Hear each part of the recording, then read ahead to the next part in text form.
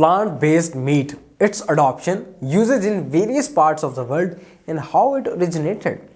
گوشت کی عالمی مانگ میں اضافہ ہو رہا ہے، لیکن روایتی جانوروں کو پالنے کے ماحولیاتی اور اخلاقی اثرات کے بارے میں بھی خدشات ہیں۔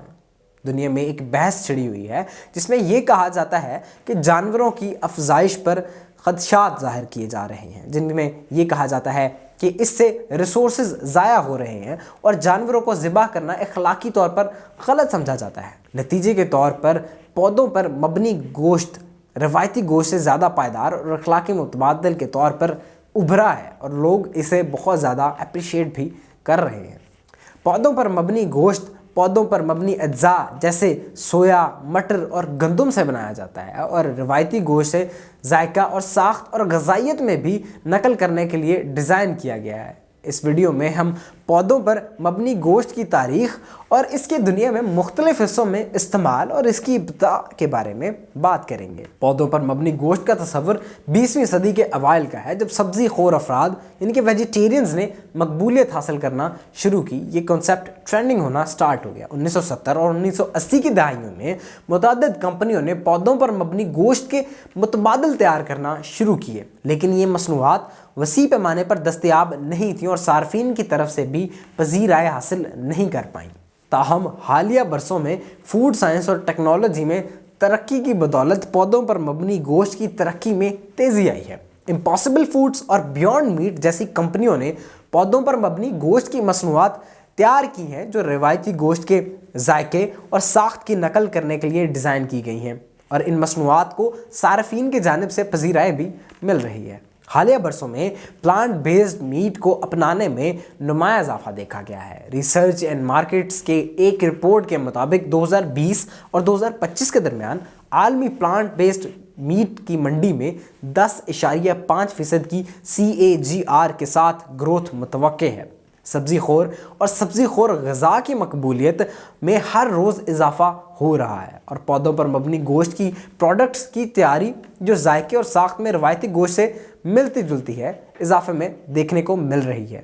امریکہ میں پودوں پر مبنی گوشت کی مصنوعات گروسری سٹورز اور ریسٹورانٹس میں تیزی سے دستیاب ہو رہی ہیں۔ پلانٹ بیسڈ فوڈز ایسوسی ایشن کے مطابق امریکہ میں پودوں پر مبنی گوشت کی فروخت 2019 میں $1.4 بلین تک پہنچ گئی، جو پچھلے سال کے مقابلے میں 11% زیادہ تھی۔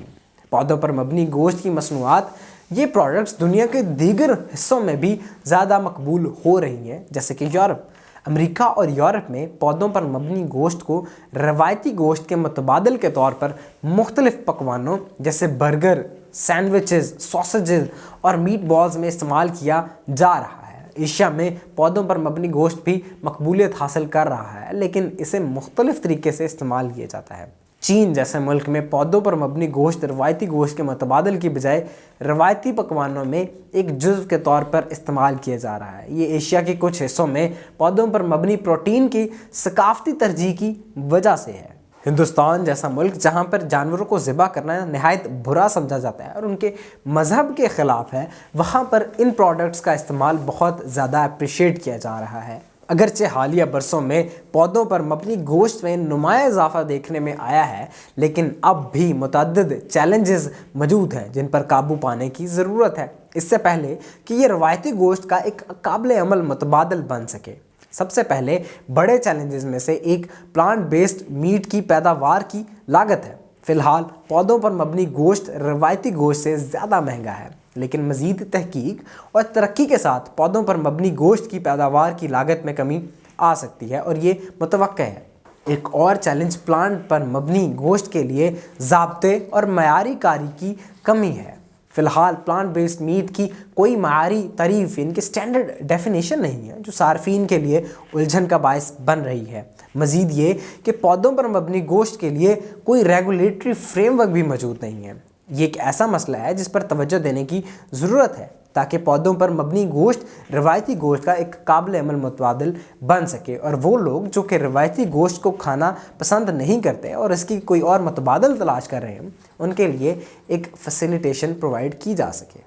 ان چیلنجز کے باوجود پلانٹ بیسڈ میٹ کے مستقبل کے امکانات روشن ہیں۔ مسلسل تحقیق اور ترقی کے ساتھ توقع کی جا رہی ہے کہ پودوں پر مبنی گوشت ذائقہ اور ساخت میں روایتی گوشت سے زیادہ ملتا جلتا ہو جائے گا اور اس کی پیداوار کی لاگت بھی کم ہو جائے گی۔ آخر میں پودوں پر مبنی گوشت روایتی گوشت کا ایک امید افزا متبادل ہے، لیکن اب بھی بہت سے چیلنجز پر قابو پانے کی ضرورت ہے اس سے پہلے کہ یہ ایک قابل عمل متبادل بن سکے۔ مسلسل تحقیق اور ترقی اور روایتی جانوروں کی زراعت کے ماحولیاتی اور اخلاقی نقصانات کے بارے میں بڑھتی ہوئی بیداری کے ساتھ پودوں پر مبنی گوشت میں روایتی گوشت کا زیادہ پائیدار اور اخلاقی متبادل بننے کی صلاحیت موجود ہے۔ اس طرح کی مزید انٹرسٹنگ فیکٹ بیس اور انفارمیٹیو ویڈیوز کے لیے ہمارے چینل کو سبسکرائب کریں، ویڈیوز کو لائک کریں۔ شکریہ۔